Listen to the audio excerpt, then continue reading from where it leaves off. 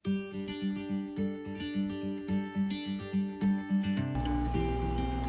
everyone, the following are the topics that will be discussed in this video.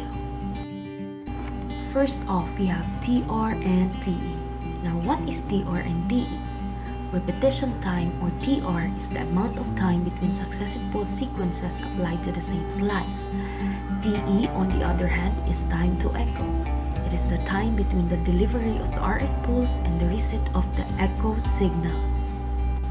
They are typically measured in milliseconds. Now, what is the relationship between TR and TE and T1 and T2? Short TE and TR durations are used to create T1 weighted pictures. The T1 characteristics of tissue are primarily responsible for the image's contrast and brightness. T2 weighted pictures, on the other hand, are created by employing longer TE and TR durations. The T2 characteristics of tissue are primarily responsible for the contrast and brightness in these pictures. T2 and proton density. Proton density. The tissues with the highest concentration or density of protons or hydrogen atoms provide the strongest signals and look the brightest on the picture when an MRI sequence is designed to create a PD-weighted image with length TR of 2000 to 5000 ms. And short TE, the proton density weighted sequence generates contrast by reducing the influence of T1 and T2 variations to 10 to 20. T2.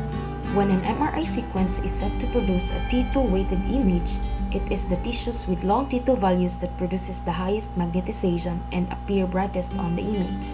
A T2 weighted sequence produces T2 contrast mainly by de-emphasizing the T1 contributions. This is normally achieved by using a long repetition time TR of 2000 to 6000 ms and long echo time TE of 100 to 150 ms. K-space. The term K-space refers to a data matrix that contains the raw MRI data.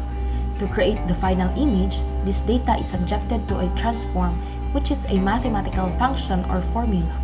In most cases, a discrete Fourier or fast Fourier transform of 1 to 3 is employed. However, other transforms such as the Hartley 4 can also be used.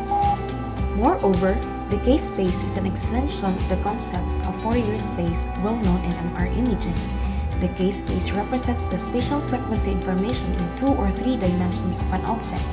The K-space is defined by space covered by phase and frequency encoding data. Phase and frequency encoding. Phase encoding is an MRI term for the process of locating an MR signal by altering the phase of spins in one dimension with a pulsed magnetic field gradient along that dimension before acquiring the signal. Because each signal component experiences a different phase encoding gradient pulse, its exact spatial reconstruction can be specifically and precisely located by the Fourier transformation analysis. Spatial resolution is directly correlated to the number of phase encoding levels or gradients used. Lastly, the frequency encoding is the process of locating an MR signal in one dimension by applying magnetic field gradient along the dimension during the period when the signal is being received.